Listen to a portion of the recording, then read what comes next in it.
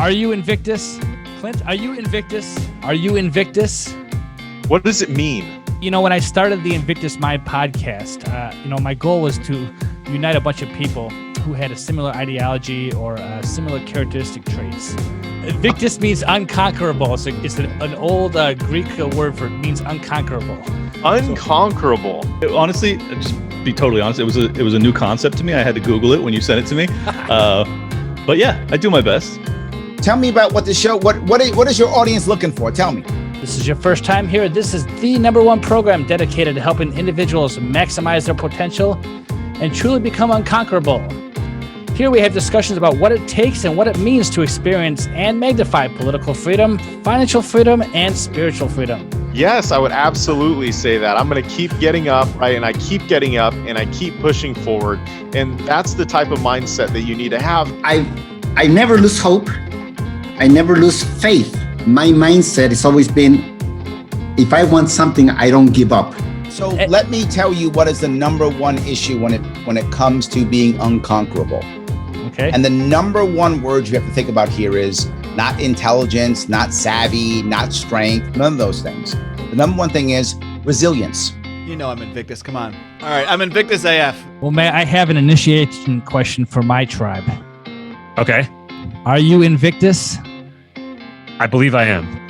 So yes, I agree. I am Invictus. I totally agree, man. And I think that if there's anybody on this planet that's unconquerable, it's probably me. I am not the type to take orders, and I am definitely in a position that I can stand up for myself right now. So.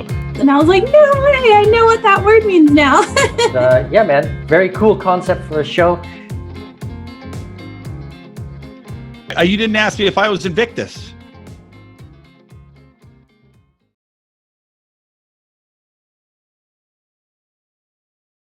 All right. Welcome, everyone, to the Invictus Mind podcast. This is your host, Mike Corbell. This is take 2 of my interview with Rudy Fenimore. You got to love technology in the podcast world. Sometimes it works, sometimes it doesn't. So I did have a 40-minute conversation with this gentleman yesterday, but we're not going to publish that. So we're going to repeat some of the same talking points we did.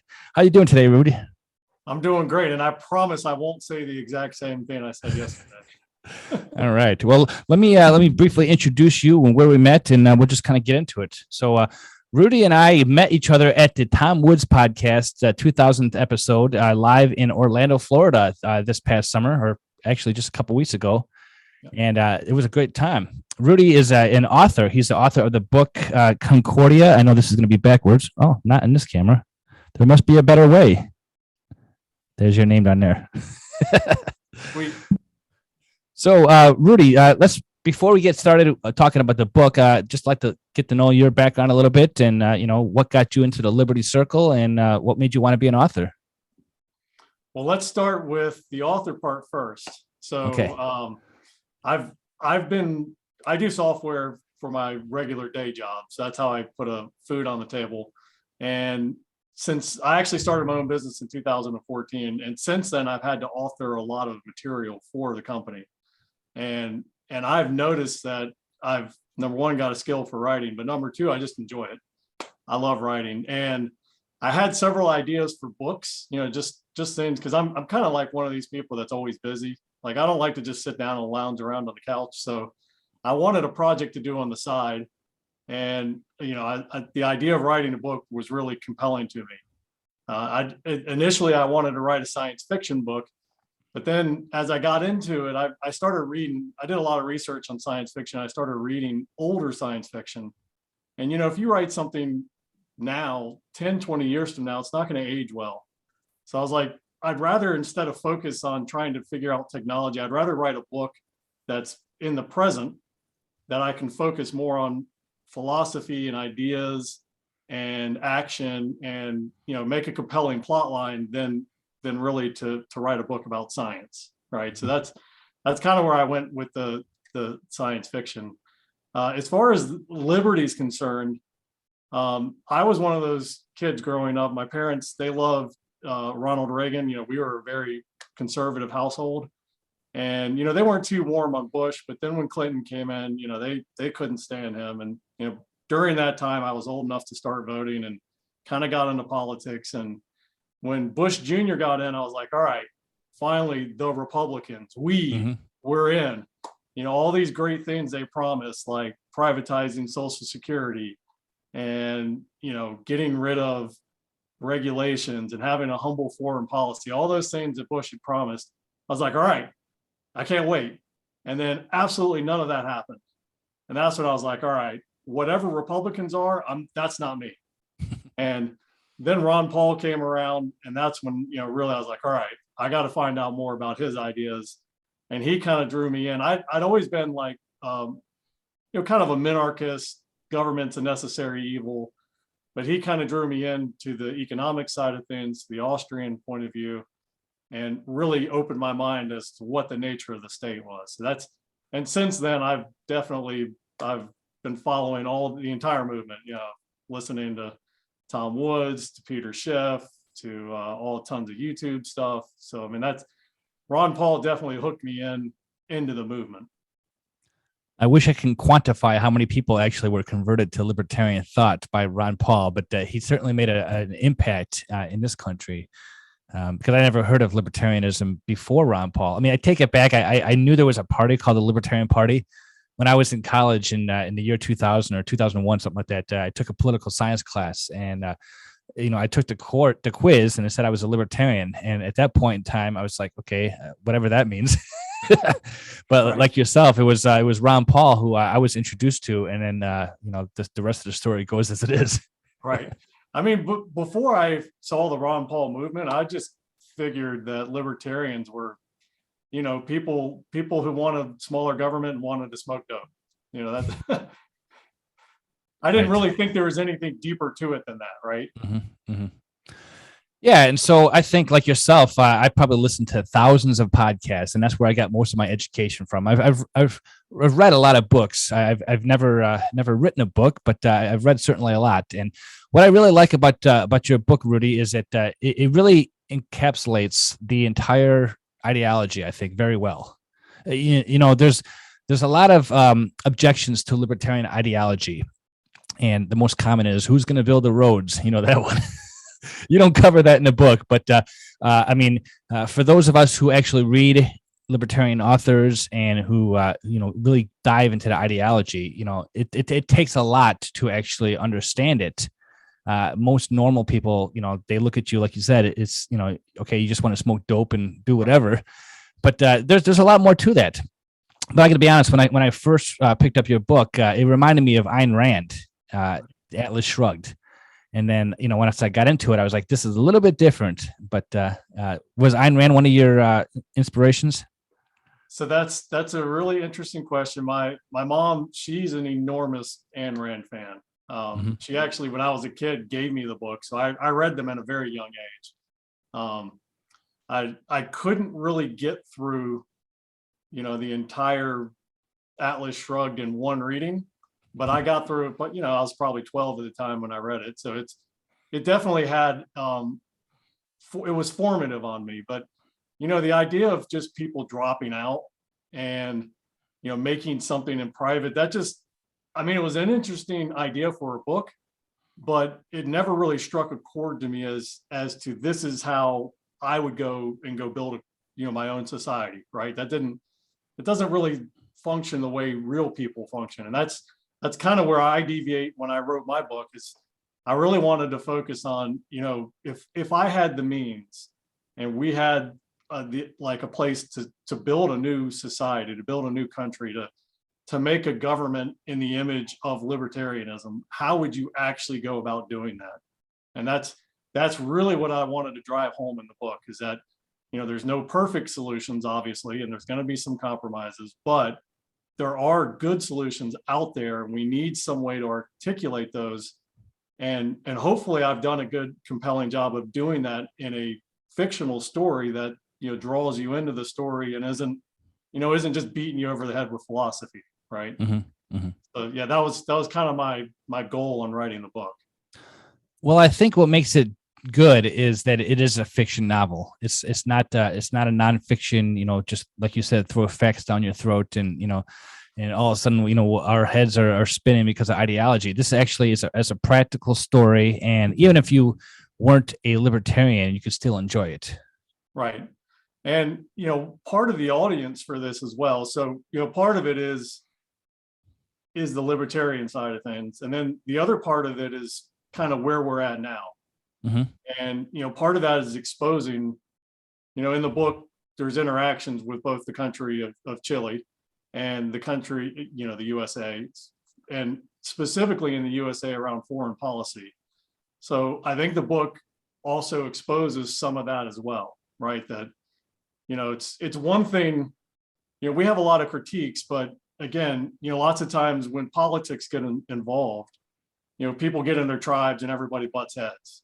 So I really wanted to make this to try to expose some of the libertarian ideas, particularly the critiques of governments, current day governments, real governments, without putting people in tribes and butting heads. Right. So I really think that, a standard Republican could read this and really, learn from it. And I also think, I don't think lefties it wasn't really written for lefties, but I still think they could read it and not be like attacked, right? So the book I don't do anything to try to attack people. I try to give everybody their best point of view, steel man where everybody thinks they're at, right? Sure. Well, it's interesting. You wrote this book just a couple months ago, right? Or you finished just a couple months ago? Right. I published it on September 11th. So that's my publishment date. So yeah. Okay. Oh, well, so I was thinking, as we both started talking about getting introduced to libertarianism in 2008, 2012, a lot has changed in the world since those days, right? And I'm gonna shout out to Mark Clare in the Lions of Liberty, because he talked about some of the stuff that happened in the year 2020 and 2021. And he says that if your thinking hasn't changed or hasn't evolved over the last 18 months or so, then you're really not doing much thinking. And so were you inspired by the events of this past year, or it's just carried over from previous thinking? So definitely the last year, has changed my point of view. No doubt about that. In fact, the pandemic is really what gave me all this time to write the book.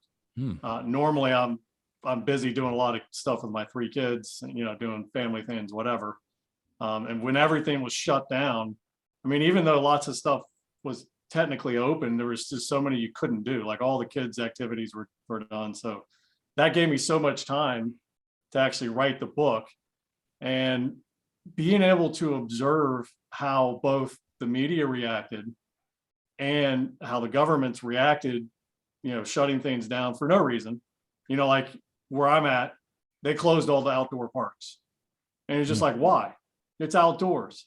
I mean, even if they wanted to try to do something safe, why not make people wear masks? I mean, why would they close down a public park over a virus that's outdoors, right? I mean, it made no sense. There was nothing, none of the reaction of this had anything to do with the quote science, had nothing to do with protecting people.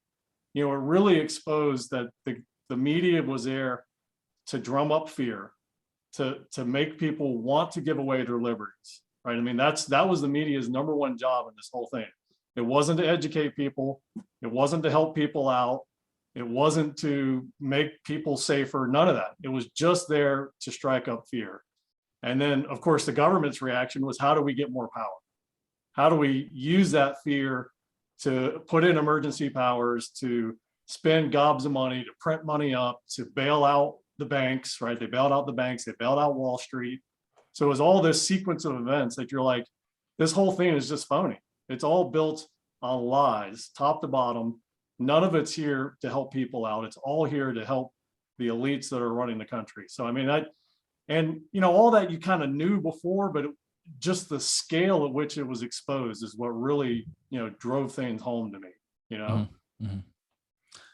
Yeah. I mean, it makes me want to just get out, pick up my bags and just leave. But unfortunately, in today's world, there's not a real country like Concordia in your novel where you can just escape to. But, let's talk about the book a little bit here. So the setting was in the desert of Chile. And have you ever been to Chile? Because you write like you know a lot about the country. No, I haven't, but I did probably a good 6 months of research on it, both in reading books and extensive YouTube videos. even Google Maps. I mean, I spent a lot of time on Google Maps, really learning geography of the country, and particularly the desert part about it. There was a great book that I read that some guy who actually works for the Mormon Church built this really extensive book, documenting everything about the desert, the people who live there, like all 10 of them, because there's hardly anybody that lives there. And it was just such a valuable resource. I mean, it was color, so it was like a big, thick chapter book, like a 400 big, giant, like a textbook almost. And it just was loaded with information. So I absorbed that like a sponge, and hopefully some of that translated into the book, to kind of bring the reader in. Because when I read books, I love books that take me places. Like I love reading, guys like Mark Twain, and even though it's America, he's bringing you back to a time that doesn't exist anymore, right? He's bringing the reader somewhere. So I wanted to, kind of make it in such a way that the reader would be able to experience what it was like to be in Chile, to be in the desert, and in the other scenes, like when they're in Santiago or when they're in Patagonia, bring people into those places that they've probably never been before, right? So that was my goal, and I sounds like I nailed it for you, right? Yeah, it made me think, hey, this guy actually knows something about the landscape, and the way you described the desert and the road and the ocean and everything like that. It was really cool. But I think that you did very well with character development. Good. The protagonist, Paul Walker, the entrepreneur who had this vision of creating a whole country. I think that you did well understanding the power dynamics when it comes to actually doing something like that. Unlike Atlas Shrugged, where you just disappear, this person actually had to work with governments to, as a contractor, to get certain things underway. And I thought that you really nailed that. And I don't hear that kind of discussion in most circles that you communicate with. Right. So one of the intriguing parts about the book is most of the people in the book are actually based on people I know in the real world. Okay. And of course, I am not going to divulge any names. So those people are just going to have to figure out who they are by reading the book. But I am an entrepreneur. I own my own business. And when you're a leader of a company, and when you own a business, when you're in an ownership role, you experience the world differently than somebody who just punches the clock 9 to 5, right? Absolutely. So you really get to see the interactions, the power, right? And the wealth and the leadership, like I lead a team where I'm at currently, and, people, they look up to you. They want you to help advance their careers. They want you to make them productive. They want you to guide them and be like their guiding light. And when I made characters, I wanted the characters in the book to have leadership qualities. I wanted other characters to need to be led, right? Because you've seen that in the book. Some of the characters, they're confused. They don't have their own guide. They need a strong person to lead them. So, I tried to combine those together, personality types, because obviously the world is full of different personality types, and build a compelling, interaction between the characters so that when they're in different scenarios in the book, you can really see where Libertarian helps and where, people reject it. Mm-hmm. And that's kind of where a lot of that character development came from. So now, did you model a character after your own self, or is it just people that you know? No, definitely not. I'm not in the book, and nobody in my immediate family's in the book either. So that's we can just get rid of that. So no, I wish I was more like the main character, but no, that's definitely not me.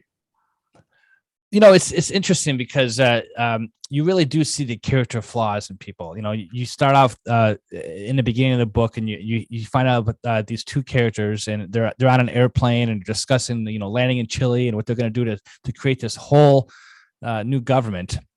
And then you find out that one of those characters is actually the bad guy at the end.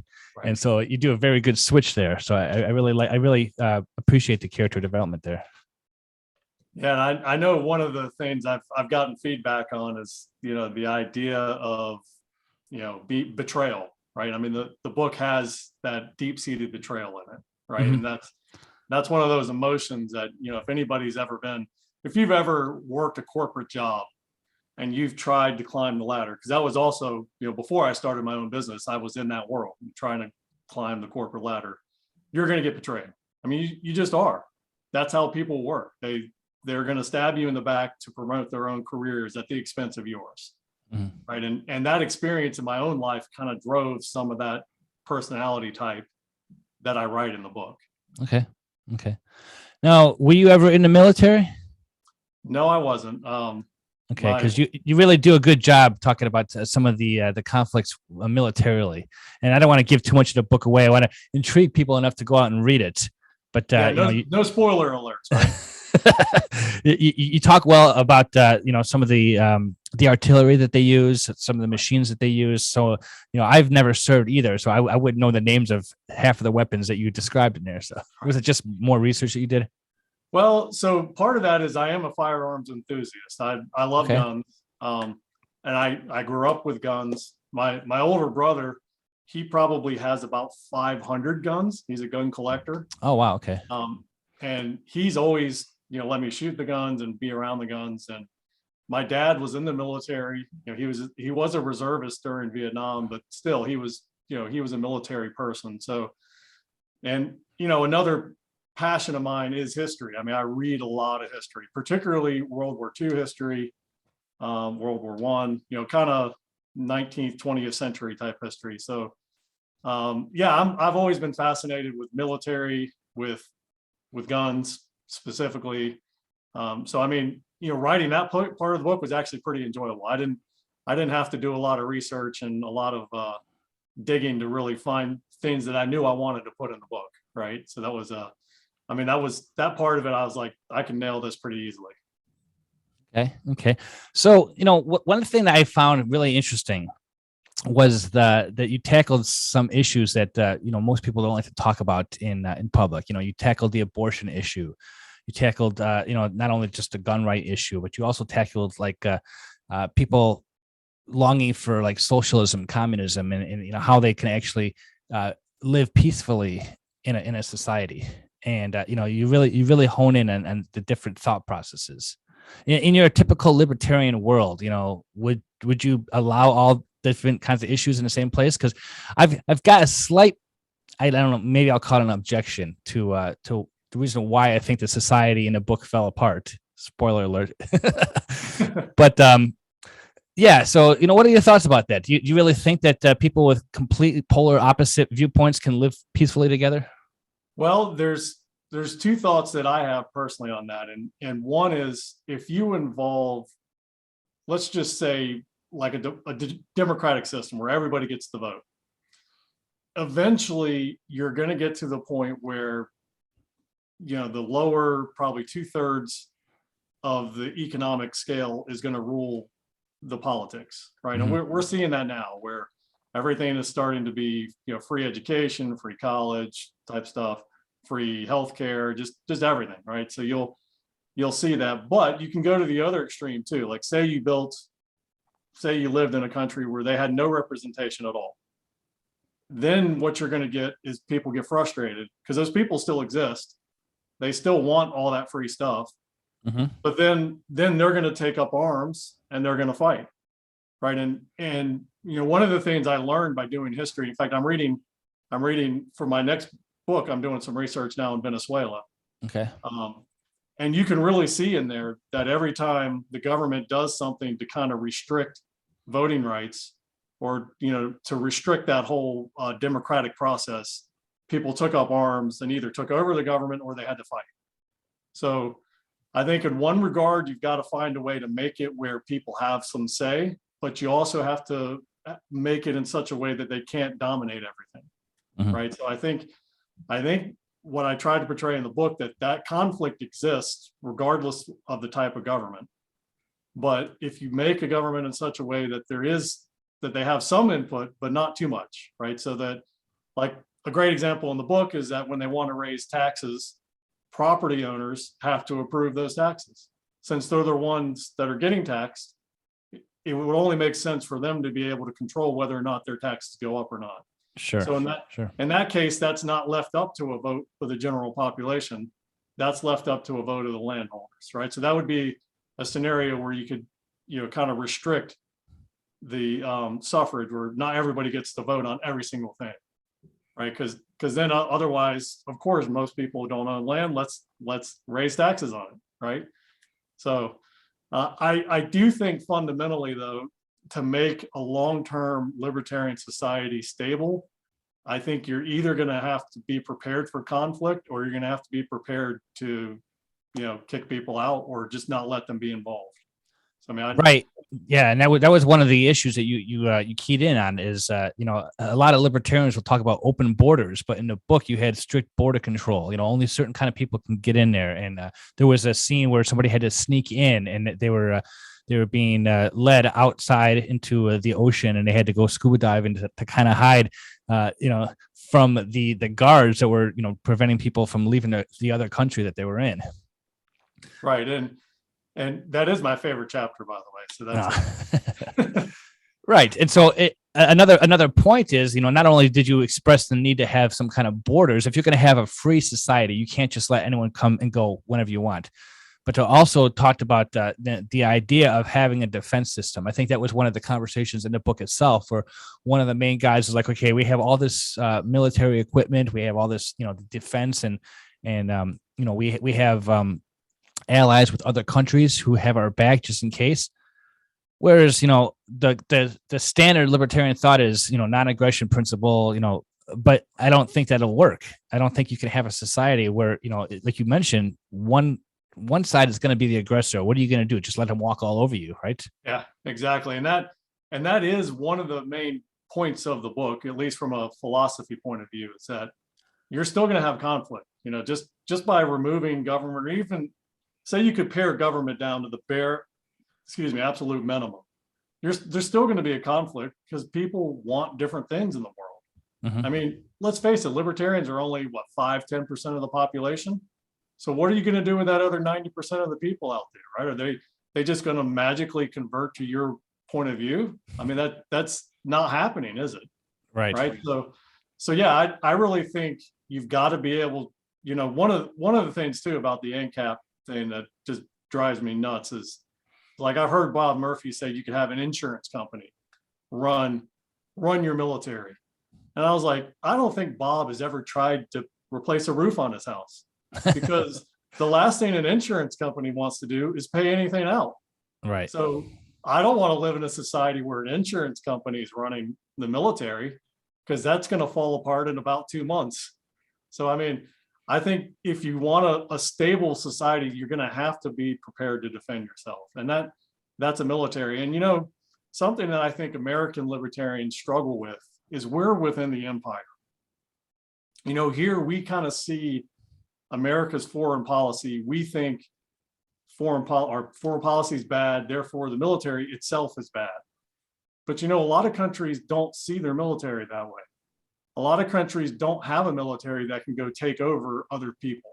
Mm-hmm. A lot of countries have a military where their real goal is just to maintain order in society, right?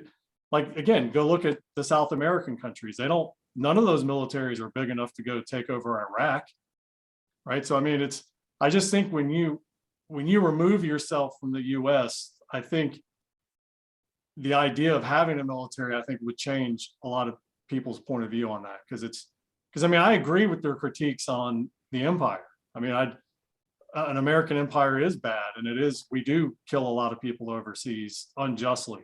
Mm-hmm. But I think that tarnishes people's thoughts too deeply on the fact that a military is there to maintain order within the country as well, right? So, I mean, I hope the book kind of laid that out clearly, because that was my goal on that. Well, one of the things that I touched on this before, one of the things I think that just talking to you understand is the way power and influence works in the real world. I was introduced to a book last year called The Machiavellians, and it really changed my paradigm. People say within the libertarian world that we don't want government. That's never going to happen. No. I mean, we're always going to have some kind of a government. In the book, The Machiavellians talks about the circulation of the elites, right? The power circles. And so there's always going to be some kind of government, right? And so if you're going to have some kind of government, how can you actually limit it the most? But understanding that, you're just not going to live in a society where there is no government. It's just not going to work. Yeah, that's right. And the other thing I tried to put in the book is, if you're trying to limit government, you got to make it in such a way that limiting the government benefits the elites, right? Because you're right. You're gonna any country that you have, there's going to be elites. They're going to run society. That's how people work. I mean, take a group of 100 people. There's going to be naturally within that group 5 or 6 people that are just natural leaders. The rest of the 90, whatever, 93, 94 people, they're just going to fall in line behind whatever those leaders decide. I mean, that is how people work. So you're going to have leadership anywhere you're at, and those people are going to be the ones running your country. So if you want to maintain a limited libertarian freedom maximizing government, you've got to align incentives so that the elites benefit from it. And I actually think I put a line in the book that said, well, we know people wouldn't live in this desert if it weren't for our government, because nobody lived here before the government got here, right? Mm-hmm. So the reason people moved to that country in the book is because it's a free country, because of its freedom, because of the limited government, because of the social freedoms, things like that. So if, say in that book, they decide to go rogue and, make it a terrible place to live, people would just leave, right? So the elites in that scenario don't have a lot of incentives to make the government grow to a point where people don't want to move there anymore. Right. So I think the Machiavellians helps you understand that those elites exist. It also helps you understand that the incentives are so important, and that, people want the power to advance themselves. They don't want the power just so they can rule over everybody. I mean, some people want that, but I mean, it's, those elites, like, for instance, a lot of elites in the US, like tech companies, things like that. I mean, those people, they want the power in the government to make, like, for instance, Amazon petitioned the government to tax the internet. Why? Because they knew that would benefit them over all their competitors, right? Sure. So it's just one of those obvious things that the elites are going to use that government to advance themselves. So you want to make it as much as possible where that maximizes freedom for everybody else, right? Absolutely. You mentioned a couple of times the word incentive, and my mind just went to the financial system. We'll start with the corrupt fiat currency system that we have here in the United States, and the revolution of Bitcoin and other cryptocurrencies. And you described in a book that you have a cryptocurrency type of system in the country of Concordia. Now, are you a big Bitcoin, I guess, fan, for lack of a better word? Bitcoin specifically, no, but cryptocurrencies I'm very, very bullish on, okay. including Bitcoin. I mean, I don't have anything against it, but I think, one of the challenges are if we're going to really pare government down, there's got to be something that replaces it.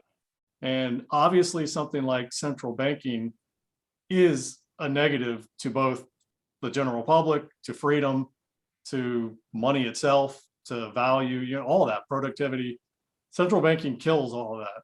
So the great thing with cryptocurrency is it gives a transparent, 100% transparent, because it's in a public ledger. Anybody can validate it, right? Anybody with a cheap PC can go look at the public ledger and validate all the records of it.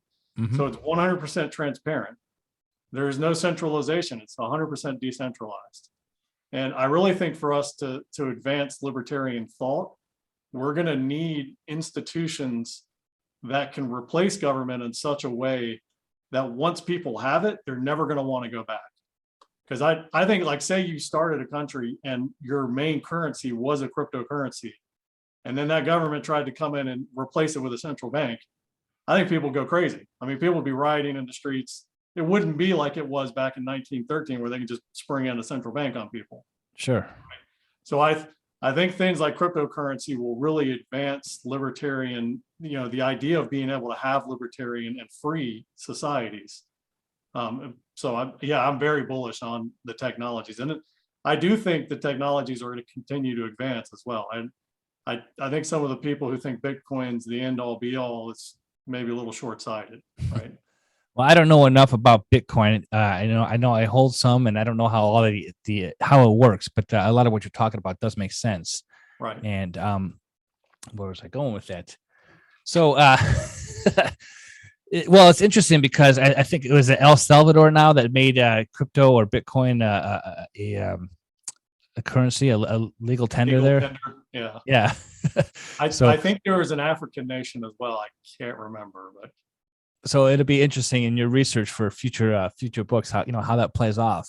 Because obviously when you're talking about the money system, a large part of the American empire is based on what I call the petrodollar. So obviously people complain about the war for oil, and yeah, that's definitely it. And it's all about right now the current climate is about who's going to have the monetary standard for the world. So you see countries like China, and the United States at odds with each other because they want dominance with the money system. You remove that whole thing from government, and I think it really limits their power, which is a good insight right there. yeah, it does. And without the two things that really help government grow is, fundamentally it's money. Look at our government now. It runs these enormous deficits that's funded by printing money. They're not getting this from taxes. They don't have to go back to the voters and say, hey, you want this public works project we're building, we're gonna have to raise your taxes. Or if you want to go drop bombs on Iraq, we're gonna have to raise your taxes. They didn't do that. They just said, yeah, we're gonna do this stuff anyways, and we're just gonna take enormous debt out.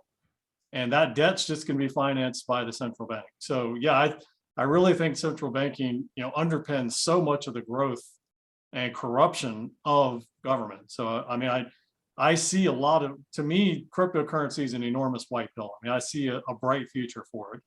And I do think governments are going to try to shut it down, but I think just the decentralized nature of the technology, I don't think it's going to work. And if it does work on a specific cryptocurrency, I think all that's going to do is encourage people to really double down on things like Bitcoin or to make things where it's even impossible for governments to do it. Mm-hmm. Right. Well, I think China's outlawed Bitcoin in their country like 3 or 4 times already, and yet it still pops up. So what can they do about it? Yeah, which is ironic because a lot of the mining actually happens in China. But well, there you go. Yeah. So, very cool. So I think I just want to touch in on one last point here. Just the way that governments actually work with each other. I'm not a huge proponent of the United Nations, right? But in the book, you describe, having to have certain allies. The people who start the country, they need to have the backing of other countries. And this is probably what really would happen if somebody would actually start a country. You'd have to actually have allies all over the place, because I know in a book you mentioned that countries like the United States didn't recognize your imaginary country of Concordia because they didn't play by the rules, right? Or they made allies with other people. It's an understanding of just global power playing. It's kind of like a risk board. You got to have certain allies and make sure that you buddy up to certain other countries so they don't come and take you out. Yeah, and one of the things that drives trade internationally is industrial policy. And I actually minored in economics when I was in college. Okay. And one of the things that I enjoyed in that was international trade was one of the subjects that intrigued me the most. And a lot of people, obviously, if you look at any of the free trade agreements within the U.S., you see they're not free trade agreements, they're industrial policies. It's the farm lobby trying to sell corn to China, or it's the automobile industry trying to sell cars to South America or whatever, right? It's none of it is actually free trade. Because I think Ron Paul had a beautiful line at some point where he said, if we just wanted free trade, you usually have a 1-sentence agreement, free trade. That's it. Right. You wouldn't need a 10,000 page, treaty between these nations to have that. So I think understanding that industrial policy drives so much of, foreign trade and international trade, that if you were to ever make your own nation, like say say New Hampshire became its own country at some point, which I think would be great. I think that'd be an incredible development. But if they were to do that, the first thing they're going to have to do is find people that can feed them. Because, New Hampshire is not a state that's going to be able to produce enough food to feed all of its people. And if it does, it's going to be so limited. So they're going to have to trade internationally. Absolutely. So who are they going to trade with? Well, if they split from America, it's very unlikely that America is going to trade with them. So their first natural trading partner would have to be somebody like Canada. So before a country, before somebody like New Hampshire could ever become independent, they're going to have agreements with these other countries to have trade to be able to support themselves. So I do think that's an important thing for people to think about if they ever really want to try to implement something like this in the real world. Well, it's interesting you mentioned, New Hampshire, and of course they have the Free State Project up there. But there's two reasons why I wouldn't want to join that organization. Number one is because it's too darn cold up north. I'd rather be somewhere south. And you touched on the biggest point, I think, in my opinion, is New Hampshire is landlocked little state. It doesn't have any ports or any borders with anything. So why would they do the Free State Project in New Hampshire as opposed to Florida or something like that? I don't know if there was much thinking behind that or what. It's just my opinion, though. Right. They actually do have a sliver of oceanfront property. I believe it's like 13 miles or something. Oh, really? Okay. Yeah. I got to touch up on my geography a little bit, but yeah, it's like if you look at the map, Maine and then New Hampshire, just like a little bit, and then it's Massachusetts. Okay. I am a geography wizard, so I love There you geography. go. But I mean, yeah, I think one day America is going to break apart. I really do. And when it happens, you want at least the one thing I think that's good with New Hampshire and the Free State Project is when America breaks up, it will, I have absolutely no doubt, it will break up on state lines. It absolutely will. I mean, maybe it's clusters of states, like maybe it's like 4 or 5 countries or whatever. But you want to be in a position where at least you can control one of those states, and one of those states will become a resulting independent country, right? So I think just, and then obviously before America breaks up, wouldn't you rather be in a state that's got more libertarians than states that don't, right? So I mean, that's, I suppose, yeah. and New Hampshire's only got like 1 million people in it too. So if 100,000 libertarians file in, that's 10% just right off the top. So yeah. I think it's a good strategy. I'm not moving to the Northeast anytime soon, just because I don't think I would fit in very culturally, right? So to me, and my family's in the Southeast too, so it's not going to work out for me. But I would love to see a similar project in, like, say, South Carolina or something in Wyoming, or somewhere where there's other projects that, because America is big enough, we can have more than one free state, right? Absolutely. You touched on something there that it was one of my critiques of the book, not necessarily your writing, but just the idea of being able to start a country like that, is because they did invite people from all over the place, different cultures. And I think that's the number one issue that causes contention in our country, is that we have all kinds of different cultures. You mentioned the Northeast and Florida, and my family lived in Florida for a time. I'm here in the Midwest in Chicago. And so it's just crazy to think that you can force a similar culture upon everybody, right? And so in the book, you talk about, different people from different countries, and they all come in and they have to kind of be educated as to what liberty really means. Right. And so my thought was, how feasible is that to actually teach somebody how to get along with somebody else's culture? Because you're talking about, generations of time who have certain customs and certain traditions. And is it possible to have people move to a certain place and say, okay, we're going to forget about all our traditions, all our cultures, and we're going to take on this liberty mantra as our culture now? What do you think about that? Well, first off, that's a great question. Secondly, there's actually a couple examples of that in the real world today. But before I go into those, I think the main thing is, the more you have a centralized government, the more that you try to regulate more, the day-to-day aspects of people's lives, I think the harder it becomes to have a multicultural society. In general, like for me personally, I don't think I would be happy in a multicultural society. It's not for me personally. But like I said, there are real world examples of that. Like if you look at Singapore, it is a very multicultural society. It's multi-ethnic, it's multilingual, it's multi-religion. And, Singapore is a relatively free country. It's only got 5 million people in it. It's very dense, but it is a multicultural society where people aren't at odds with each other.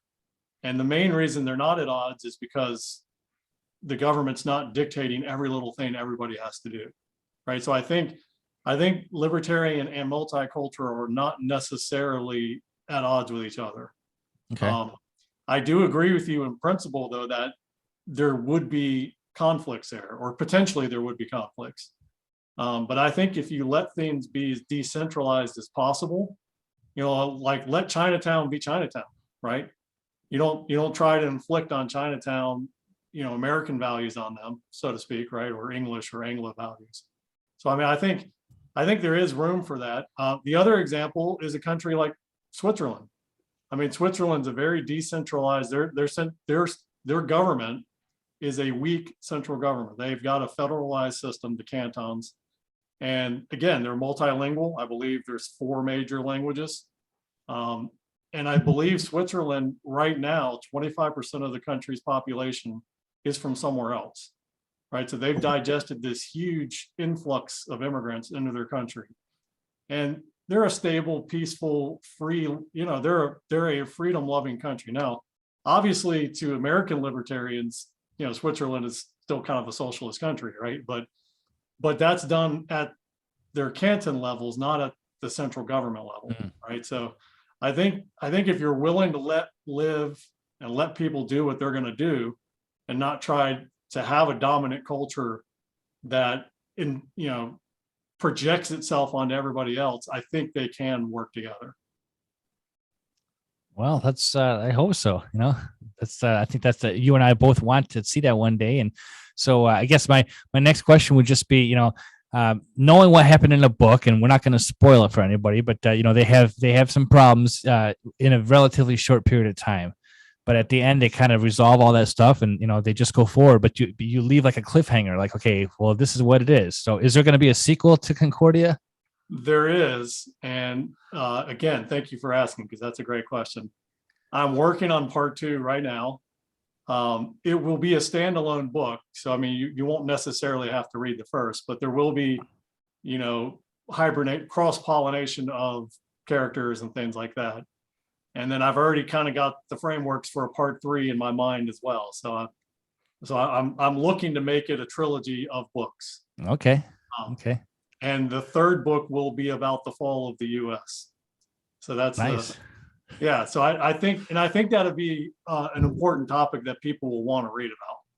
So I think the trilogy will be set up in such a way that you can read them separately, and then I think the kind of the big conclusion at the end will be America dissolving. So I think I can't wait to write it. I mean, I'm really looking forward to writing both books. So. All right. Well, Rudy, you definitely made a fan out of me with that book. So where can people find your book? Is that on Amazon, or do you have a place where they should go and check out more of your work? Yeah. Amazon has the book. Just type in Concordia. There must be a better way. But really, if you want to get in touch with me, or if you want to follow me, go to my blog, because Concordia.blog. That's where I have everything. And also, for any of your tribe that's watching, I have a special offer for you where I'll give them a free t-shirt if they review my book. So, oh, cool. It's Concordia.blog/Invictus. All right. Well, we like to hear that. I appreciate the conversation. Good job in a book, and I look forward to checking more of your work out. Excellent. Thank you. And I really appreciate you bringing me on the show. I enjoyed meeting you, and this was a great interview. All right. Thank you.